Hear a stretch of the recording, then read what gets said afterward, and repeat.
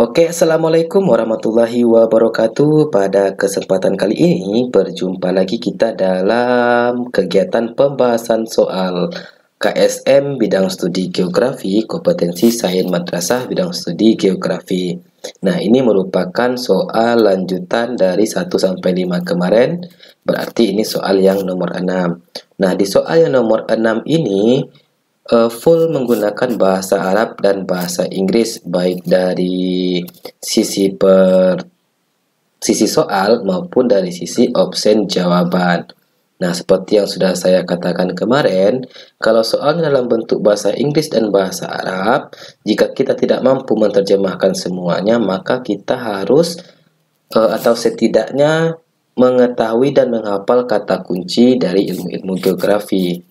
Nah, di soal yang nomor 6 ini dari firman Allah dalam Al-Quran surat An-Nur ayat 43 itu kata kunci yang bisa kita jadikan pedoman. Yang pertama ada kata sababan, yang kedua ada kata samai, dan yang ketiga ada kata jibal. Nah, sababan artinya awan, samai artinya air dari langit, jadi maksudnya itu hujan. Jibal artinya gunung. Nah, pasti sudah tergambar apa kira-kira maksud soal ini. Nah, pertanyaannya, berdasarkan firman Allah di atas itu mendeskripsikan peristiwa apa? Nah, kalau seandainya opsinya bukan yang ini, berarti firman Allah ini menggambarkan tentang peristiwa terjadinya angin, peristiwa terjadinya hujan, peristiwa terjadinya badai, dan peristiwa terjadinya siklon. Nah, di option jawaban itu juga bisa kita jadikan pedoman. Option jawaban A sampai D itu menggunakan kata front. Kalau kita berbicara mengenai front, maka yang teringat bagi kita adalah hujan frontal. Hujan frontal itu adalah hujan yang disebabkan oleh pertemuan dua massa udara yang berbeda. Pertemuan dua massa udara yang berbeda adalah massa udara panas dan massa udara dingin.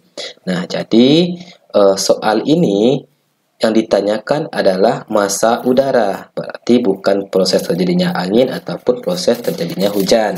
Nah, dalam ilmu geografi, hujan, angin itu kan proses terjadinya berkaitan dengan massa udara, tapi yang ditanyakan di sini massa udaranya saja, tidak dengan proses terjadinya hujan dan angin.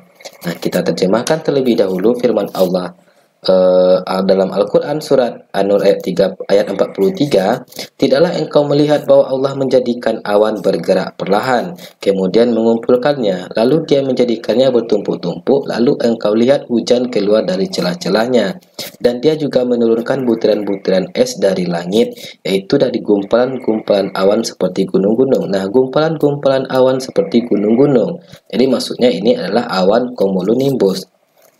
Maka ditimpakannya butiran-butiran es itu kepada siapa yang dia kehendaki, dan dihindarkannya dari siapa yang dia kehendaki. Kilauan-kilauannya hampir-hampir menghilangkan penglihatan. Nah, berbicara mengenai front, nah apa itu front? Front merupakan batas transisi antara dua massa udara. Ada pembatas, berarti antara massa udara panas dan massa udara dingin. Front itu dapat dikelompokkan menjadi beberapa bagian. Nah, di sini saya cuma menjelaskan dua front saja, front panas dan front dingin, karena dari gambaran soal sebelumnya yang sering ditanyakan itu tentang front panas dan front dingin. Untuk jenis front yang tiga lagi nanti silakan adik-adik baca atau cari di sumber yang lain. Nah, front panas atau warm front panas terjadi ketika massa udara panas. Nah, ini massa udara panas, kurang massa udara panas. Bergerak naik ke atas udara dingin, berarti bergerak naik ke atas udara dingin. Ketika massa udara hangat naik, maka lambat laun akan mengalami pendinginan dan terbentuk awan, hujan, gerimis, dan kabut yang berlangsung selama 2-3 hari. Berarti front panas ini dia menyebabkan peristiwa hujan, gerimis, dan kabut. Front ini terjadi seperti proses udara naik di pegunungan. Kalau kita perhatikan gambar, nampak di sini front dingin itu naik ke front panas seperti mendaki sebuah gunung. Front panas memiliki massa udara hangat dengan kelembapan tinggi sehingga dia mampu menciptakan awan Cirriform dan stratiform. Berarti front panas itu penyebab terbentuknya awan cirriform dan stratiform. Nah, front dingin atau cool front, front dingin terjadi ketika massa udara dingin mendesak massa udara panas dari